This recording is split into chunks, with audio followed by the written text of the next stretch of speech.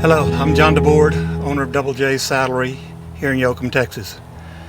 We've been in business since 1991, and one of the things we are really proud of is the fact that we build our own saddle trees in our shop here in Yoakum. I want to go over a little bit about saddle fit today.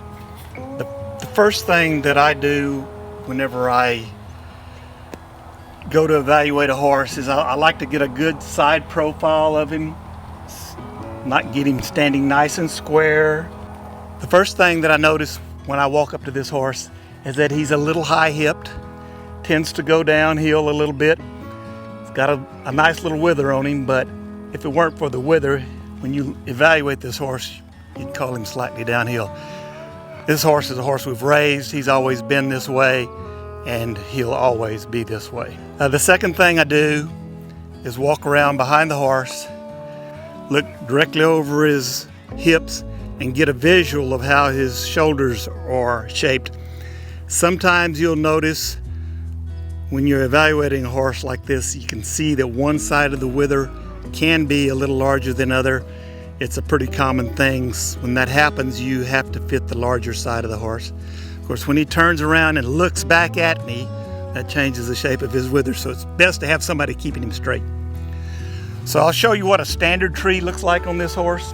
This is a regular fit, 45-degree angle, a nice straight bar. Whenever I set this tree on this horse's back, the immediate thing that I see, it's a little difficult to see from your angle, is that there's a bridge. The front's touching and the back is touching, and all up underneath here is open space. And a standard tree is gonna put a lot of pressure on the front end and the loins of this horse, and will generally get them sore over time. Based on my evaluation of this horse, I've determined he's a number 10 fit, and a number 10 fit just involves a special bar that we've made that has a little more bow in the bottom of it. It's not quite as flat straight across, and it's designed to accommodate this area where he's a little bit lower. So we set this on his back, and immediately it just sucks right down on his back. And that's what we're trying to achieve in saddle fit, is get his maximum contact from the front all the way across his back and across his loins as well. This is another pretty stout bay horse we've raised, and he is plenty on the stout side. He's a little out of shape right now, to say the least. Could stand to lose a little weight. Maybe we'll get that done this spring, maybe a little bit this fall. So we'll walk up to him, and he's got a pretty flat top line, a little bit of dip that may require the number 10 fit later on. But right now he's a good straight back, but when you walk back here, he's so wide in his front end that it's just difficult to estimate what angle he really is. And he tends to be a little bit bigger on his left side as well. So we take our regular fit tree, put it on him, and get an extraordinary amount of pressure in the front, at the edge of the bars, a lot of gap underneath here. It's not too bad in the back. If it was in a saddle on a horse, you might think it actually fit him, but this saddle is going to soar this horse. And angle is 40 degrees on each side, and we're going to set it on him, and it sure fits him a whole lot better. I'm getting good contact right here. Of course, as he moves, it changes a little bit, but good contact under here and here, and really good contact along the bottom. As we change the angle and turn the bars out, they tend to flatten out a little bit in the back to accommodate these really flat-backed horses. However, once this horse gets in shape, I think probably the best thing for him would have a custom tree made to fit his back, because he is extremely stout. There's a lot of ways to get custom fits. One is you can take measurements and send them to us. We do have various saddle fitters across the country that are certified and can measure the horse, as well as they possess fitting trees and can determine what's the closest fit.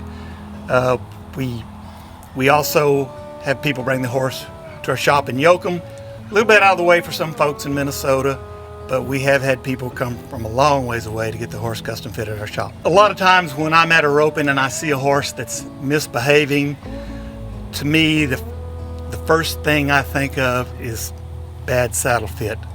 A horse will react a lot of different ways, and you'll see it with dry marks and scab, ruffled up hair on their back. All of those are indications of a saddle that doesn't fit. And whenever a horse has been working and quits working, there's a lot of factors that can influence that, but saddle fit can certainly contribute to it. And of course, one of the worst things is a broken saddle tree.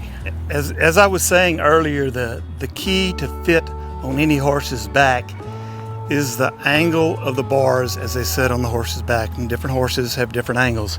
So here you can get a good visual of this right here. This is a standard tree, and it's fairly wide, but it's built on a 45-degree angle, and it's the most common fit. It does fit an awful lot of horses.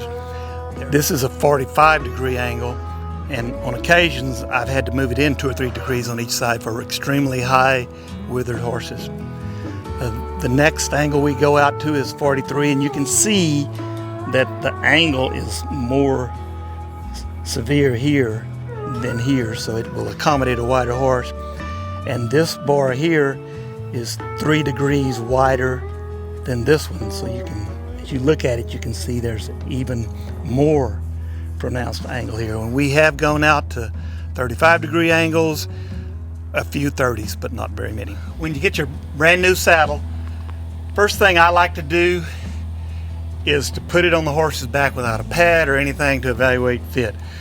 And what I'm looking for is good contact here in the front. It's okay for it to come off a little bit because you don't want it to be jamming down into his back like that.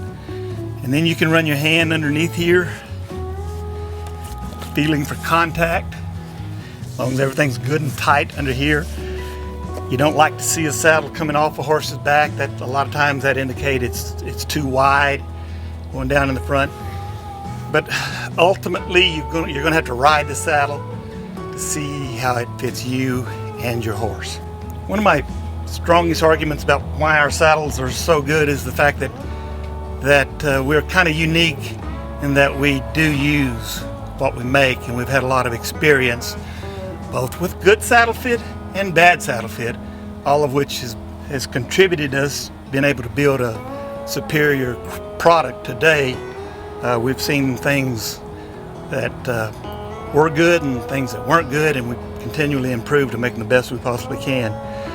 I think the hallmark of what we do is building our own saddle trees, and our saddle shop can 100% control the quality and symmetry and the fact that each product that we make is going to be the same time and time again. That we're doing everything here in Yoakum, Central Texas. Our family is 3rd generation in the saddle business in Yoakum. We've been here a while, we're going to be here a while, and we use absolutely the best raw materials that we can, have an uncompromising commitment to quality. You know, we have our family name on the product, and we're going to make it right.